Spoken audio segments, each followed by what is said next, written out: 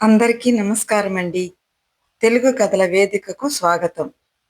ఈరోజు సుధారామ గారు రచించిన కనిపించిన మచ్చ అనే చక్కటి కథను విందామండి. ఈ కథ ఫిబ్రవరి 5, 2006 ఈనాడు ఆదివారంలో ప్రచురితమైనది. ఇక కథలోకి వెళితే, ఎప్పటినుంచో ఎదురు చూస్తున్న సాయంత్రం అవనే అయ్యింది. రంగారావు, మహాలక్ష్మి ఎంతో ఆతృతతో కూర్చుని చూస్తున్నారు. ఇల్లు శుభ్రంగా, అందంగా ఉందా లేదని మరోసారి పరిశీలించారు. ఇంతలో స్మిత రానే వచ్చింది, రమేష్ను వెంటబెట్టుకుని. మర్యాదలు, పలకరింపులు అయినాయి. స్మిత అతడి వైపు ఎంత ఆరాధనగా చూస్తుందని. 6 అడుగుల నల్లని విగ్రహం, ఉంగరాల జుట్టు, తీక్షణమైన కళ్ళు, ముఖం మీద అక్కడక్కడా కాలిన మచ్చలు.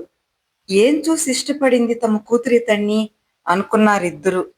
స్మితనడిగితే లిఫ్ట్లో తను 4వ అంతస్తుకి వెళ్లేలోగా అవలీలగా మెట్లెక్కి ముందే ఆఫీసులో ఉండే అతడి చురుకుదనాన్ని, ఆరోగ్యాన్ని, పని ఎలా చేయాలో మెలకువలు తెలిసి లక్ష్య సాధనతో నలుగురితో కలిసి పనిచేసే, చేయించే నాయకత్వ లక్షణాలని, ఎదుటివారి హృదయంలోకి తొంగి చూడగలిగే సంవేదనాశీలతని చెప్పుకుంటూ పోతుందేమో. ఎంబీఏ చదివిన స్మితకి ఏడాది క్రితం ఓ ప్రైవేట్ బ్యాంకులో ఉద్యోగం దొరికింది. తల్లిదండ్రులిద్దరూ ఉద్యోగం కూడా దొరికింది. పెళ్లి ఆడపిల్ల జీవితంలో ముఖ్యమైనది. అది కూడా అయిపోతే మాకు బాధ్యత తీరినట్లుంటుంది. 4 మంచి సంబంధాలు చూశాము. జాతకాలు కుదిరాయి. నీకు నచ్చింది చూసి నిర్ణయించుకుందాం అన్న అమ్మా నాన్నలకి సూటిగా చెప్పింది. తను రమేష్ అనే అబ్బాయిని ఇష్టపడ్డానని, అతను తన బ్యాంకులోనే పనిచేస్తున్నాడని. మహాలక్ష్మికి నోట మాట రాలేదు. నిన్న మొన్నటి దాకా పోటీ పరీక్షలకు చదువు అంటూ, చదువు తప్ప వేరే లోకమెరిగిన పాప, తన వెనకే తిరుగుతూ ఏదైనా సాయం చేసే పాప, కాలేజీ కబుర్లు, ఆఫీస్ విషయాలు క్రమం తప్పకుండా చెప్పిన పాప, ఇప్పుడు తన జీవితాన్ని తనే నిర్ణయించుకుంటోంది. తన పెళ్ళప్పుడు పెళ్లి చూపులు అయ్యే వరకు తెలీదు తనకు పెళ్లి చేస్తున్నారని. తీరా చూసుకున్నాక నీకు నచ్చాడా అని అడగలేదు. ఎంత మార్పు కాలంతోటి అనుకుంది మహాలక్ష్మి. కాఫీ పలహారాలయ్యాయి. రంగారావు అడిగాడు, మీ అమ్మా నాన్నలేం చేస్తుంటారు, మీ వివరాలేమిటి అంటూ. అమ్మ చిన్నప్పుడే చనిపోయింది. మా మేనమామ నన్ను పెంచి పెద్ద చేశాడు. ఆయనకి పిల్లలు లేరు. ఆయన ఎల్ఐసిలో పనిచేస్తున్నారు. నేను ఎంబీఏ చదివాను. మీ పాప బ్యాంకులోనే పనిచేస్తున్నాను. నాకు అన్నదమ్ములు, అక్క చెల్లెళ్ళు ఎవరూ లేరు. స్మిత నేను ఒకరినొకరం ఇష్టపడ్డాము. మన కులాలు వేరే అయినా మీరు పెద్ద మనసుతో మా పెళ్లికి ఆమోదం తెలిపి ఆశీర్వదించాలి. మా మామయ్య తన అంగీకారం తెలిపారు. ఇక నా గురించి చెప్పాలంటే నాకు ఏ విధమైన చెడు అలవాట్లు లేవు. రోజు యోగా చేస్తాను. విపరీతమైన ఆశలు లేకపోయినా ఇప్పటికంటే మంచి స్థితిలోకి వెళ్లాలన్న కోరికుంది. దానికోసం నిరంతరం శ్రమిస్తాను. స్మిత నేను ఒకరి గురించి ఒకరం బాగా తెలుసుకున్నామని అనుకుంటున్నా. ఇంకా ఏమైనా వివరాలు కావాలంటే అడగండి అన్నాడు. అతడి గొంతులో గాంభీర్యం, ఆశీర్వదించమన్న అభ్యర్థన రంగారావుకి కాదనడానికి ఏమీ తోచలేదు. కబుర్లు అలా కదిలిపోతున్నాయి. స్మిత తమ్ముడు సుమన్ మాటలు పోగు. కాలేజీ విషయాలు అవి మాట్లాడుతున్నాడు. రమేష్ పెద్ద హీరోలా కనిపించుకున్నా ఆకర్షణగా ఉందతడికి. కాబోయే బావగారవడంతో ఉన్నట్టుండి అడిగాడు సుమన్, మీ ముఖం మీద ఆ కాలిన మచ్చలేమిటి? దీపావళికి మరీ అంత అల్లరిగా టపాసులు కాల్చారా అని అడిగాడు. అటువంటి మచ్చలు నా చేతుల మీద ఉన్నాయి. ఫుల్ హ్యాండ్స్ షర్ట్ పైకి తీసి చూపాడు రమేష్. ఎలా వచ్చాయి? కుతూహలంగా అడిగింది స్మిత. అతడిని కలిసినప్పుడల్లా ఎన్నో విషయాలు మాట్లాడుకునేవాళ్ళు. అతడి కళ్ళల్లోకి చూస్తుంటే లోకమే తెలిసేది కాదు. మరి మచ్చల గురించి అడగాలనే తోచలేదు. నాకు కాస్త ఊహ తెలిసాక మా మామయ్యని అడిగాను ఈ మచ్చల గురించి. బళ్ళో అందరూ ఏడిపించేవాళ్ళు, మచ్చలోడు నల్లోడు అని. అప్పుడు మామయ్య చెప్పాక నాకు లీలగా జ్ఞాపకంలా తోచింది ఆ సంఘటన. మా ఇళ్లల్లో కట్నాలు భారీగా ఉంటాయి. మా తాతయ్య అమ్మకి 3 లక్షలు కట్నంగా ఇస్తానని చెప్పి పెళ్లి చేశాడు. కానీ 1.5 లక్షే ఇచ్చారట. మా నాన్న కట్నం కోసం వేధించేవాడు. పంటలు సరిగ్గా పండక, పైగా కుటుంబ భారం, కట్నం డబ్బుకి వాయిదాలు పెడుతూ వచ్చాడు తాత. దాంతో ధనపిశాచి లాంటి మా నాన్న అమ్మని కిరోసిన్ పోసి కాల్చాడు. అప్పటికి నాకు 4 ఏళ్లట. మంటలు చూసి భయంతోనో, అమ్మకేమవుతుందన్న ఆతృతతోనో నేను అమ్మని చుట్టుకోవడానికి ప్రయత్నించాను. అమ్మ నన్ను దూరంగా తోసేసింది. చుట్టుపక్కల వాళ్ళు వచ్చి మమ్మల్ని ఆస్పత్రిలో చేర్చారు. ఒకరోజు ఉండి అమ్మ చచ్చిపోయింది. డాక్టర్లు నన్ను అతి కష్టం మీద బతికించారట. ఈ మచ్చలు మిగిలాయి. ఇంకా ఛాతి మీద ఉన్నాయి అన్నాడు రమేష్.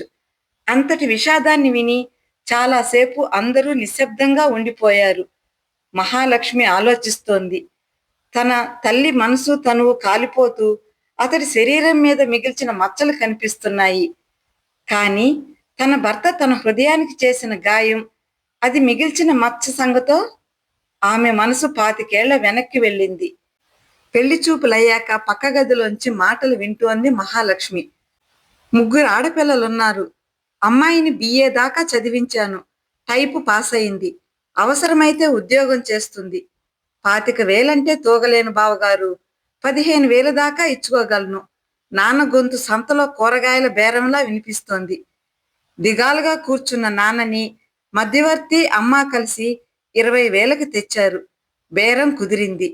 చదువు, స్నేహితురాళ్ళు, సినిమాలు, నవలలు, ముగ్గులు, పండగలు, ఇలాంటి ఆనందలోకంలో విచ్చుకుంటున్న మహాలక్ష్మి, మొగ్గలాంటి మహాలక్ష్మి మీదకి ఒక్కసారిగా వేడిగాడ్పు వీచినట్లయింది. మంచి సంబంధం. కుర్రాడు గుణవంతుడు. వెనక ముందు బాదర బందీలు లేవు.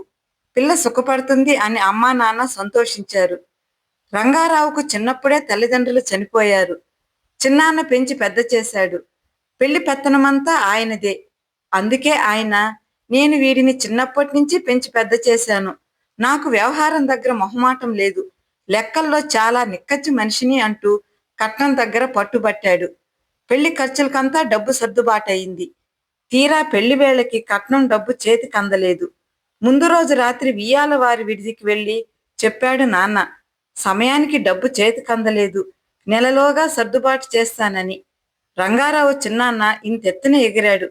విశ్వాసం ఉంచినందుకు, పెద్ద మనుషులని నమ్మినందుకు బాగా శాస్తి జరిగిందన్నాడు.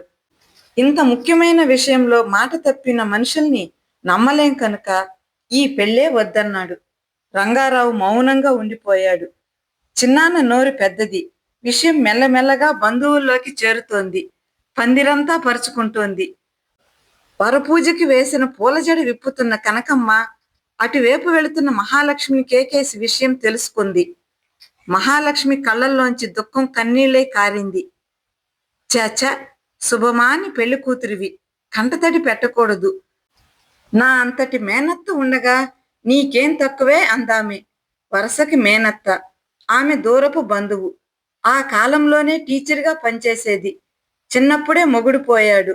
పిల్లలు లేరు. మరో మాట మాట్లాడకుండా ఆమె మగపెళ్లి వారి విడిదికి వెళ్ళింది. అప్పటికి వాదులాట తారాస్థాయికి చేరుకుంది. ఈ పెళ్లి జరగదు పొమ్మన్నాడు రంగారావు చిన్నాన్న. మనిషి మీద నమ్మకం ఉండాలండి. డబ్బు ముఖ్యం కాదు. ఆడపిల్ల పెళ్లి ఆపుతారా? ఇలా అంటున్నాడు మనసు విరిగిన మహాలక్ష్మి నాన్న. కనకమ్మ, ఒక్క నిమిషం అన్నయ్య అంది. ఆమె వైపు చూశారందరూ. రేపు 10ంటికి బ్యాంకు తెరుస్తారు. 11 కల్లా మీ చేతికి కట్నం డబ్బు ముడుతుంది. నా పాస్బుక్ చూపిస్తాను కావాలంటే. అంతవరకు నా గాజులు కూడా మీ దగ్గరుంచుకోండి. 3 ఆడపిల్లలు మా అన్నకి. పరువున్న కుటుంబం. ఆడపిల్ల పెళ్లి ఆగిపోయిందంటే అప్రతిష్ట అంది. చిన్నాన్న ఒప్పుకున్నాడు. పెళ్లి జరిగిపోయింది. మహాలక్ష్మి మనసు చచ్చిపోయింది. మహాలక్ష్మి, జరిగింది మర్చిపో. అతడు మనసు తెలిసి మసులుకో. అబ్బాయి మంచివాడు. అనుకోకుండా ఇవన్నీ జరిగాయి. అతడి ప్రమేయం లేదు. మన చుట్టూ మనకే తెలియని గొలుసులున్నాయి. వాటికి బందీలుగా బతక్క తప్పదు అన్న కనకమ్మత్త హితవు అవగతం చేసుకుంది. నన్ను డబ్బు మనిషిని అసహించుకున్నావు కదూ. ఏం చెప్పను, నా అసహాయత అది అన్న రంగారావుతో ఆమె ఏమీ మాట్లాడలేదు. ఆ విషయం వదిలేద్దాం అంది. మంచి భార్యగా నడుచుకుంది. కూతురు పుట్టినప్పటి నుంచి డబ్బు కూడబెట్టడం మొదలుపెట్టింది. ట్యూషన్లు చెప్పింది. జాబ్ టైపింగ్ చేసింది. పొదుపుగా సంసారం నడిపింది. కానీ మధ్య మధ్యలో ఆమెకి తన పెళ్లి గుర్తొచ్చినప్పుడంతా గాయాన్ని కెలికిన బాధ. మొదటి పెళ్లి రోజునే ఆమెకిష్టమైన గులాబీ రంగు చీర తెచ్చి సినిమాకి వెళ్దామా, సెలవు పెట్టనా అని అడిగిన అతన్ని ఆమె నిర్లిప్తంగా చూసింది. నాకు ఆ రోజును తలుచుకోవడం ఇష్టం లేదు. దాని వెనక చాలా జ్ఞాపకాలున్నాయి. చీర చాలా బావుంది. రేపు శుక్రవారం కట్టుకుంటాను. గుడికెళ్దాం అంది. అది అతడికి చెంపపెట్టులా తగిలింది. అమ్మాయి బాగా చదువుకుని ఉద్యోగంలో చేరింది. పెళ్లికి కట్నానికి తగిన డబ్బు కూడింది. ఉద్యోగం చేస్తున్నా మిగతా కట్న కానుకలు తప్పడం లేదు. చూసిందిగా బంధువుల పెళ్లిళ్లలో. ఇంకా ఖర్చులు పెరుగుతున్నాయి మునపటి కన్నా. వీడియోలు, రిసెప్షన్లు మునుపు లేవుగా. ఎంత ఘనంగా ఆడంబరంగా పెళ్లి చేస్తే అంత గొప్ప. తన మనసుకు తగిలిన దెబ్బ కూతురు మనసుకి తగలకూడదంటే తగినంత డబ్బు పోగు చేయడమే సరైన పని అనుకుందామే. రంగారావు మాటలతో ఆలోచనలో నుంచి ఈ లోకంలోకి వచ్చింది మహాలక్ష్మి. ఆ మచ్చలు ప్లాస్టిక్ సర్జరీతో తొలగించుకోవచ్చు అంటున్నాడు రంగారావు. వెంటనే స్మిత, అవసరం లేదు నాన్న అంది. రమేష్ చిరునవ్వుతో అన్నాడు, ఈ మచ్చలు నాలో భాగమైపోయాయి. నన్ను వెక్కిరించే వారిని గెలవాలన్న పట్టుదలని పెంచాయి. మనుషుల్లో రాక్షసత్వాన్ని భరించే బలాన్నిచ్చాయి. నా కోసం నేను బతకడం నేర్పాయి అన్నాడు.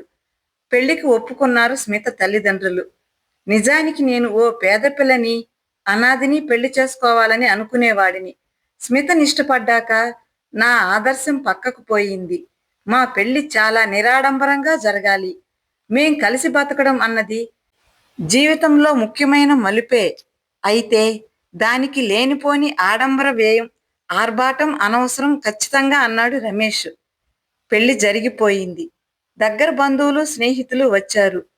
నవ్వులు, సరదా, సందడి తప్ప అలకలు, అరుపులు, కోపాలు లేవు. మహాలక్ష్మికి అంతా ఓ కలలా ఉంది. తన పెళ్లి చేసిన గాయం తాలూకా మచ్చ కూతురి పెళ్లితో మాయమైనట్లయింది.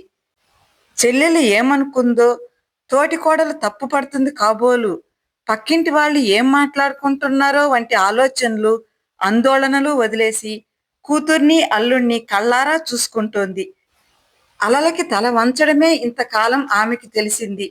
కాని ఎదురీదడంలో సాహసం, అద్భుతమైన ఆనందం ఉంటాయని ఇప్పుడు తెలుస్తోంది. అటువంటి సాహచర్యం తన కూతురికి లభించినందుకు ఆనందంతో ఆమె మనసు పొంగిపోతోంది. తన చిట్టి తల్లి జీవితంలో కనిపించని మచ్చలేవీ ఉండవని మురిసిపోతోంది మహాలక్ష్మి. కథ సమాప్తమండి. కథ నచ్చినట్లయితే లైక్ చేయండి, షేర్ చేయండి. కథపై మీ అభిప్రాయాన్ని కామెంట్ రూపంలో తెలియజేయండి. మరిన్ని చక్కటి కథల కోసం మన ఛానల్ని సబ్స్క్రైబ్ చేసుకోండి. కథ విన్నందుకు ధన్యవాదాలండి. మరలా మరో చక్కటి కథతో కలుసుకుందామండి. అంతవరకు సెలవా మరి.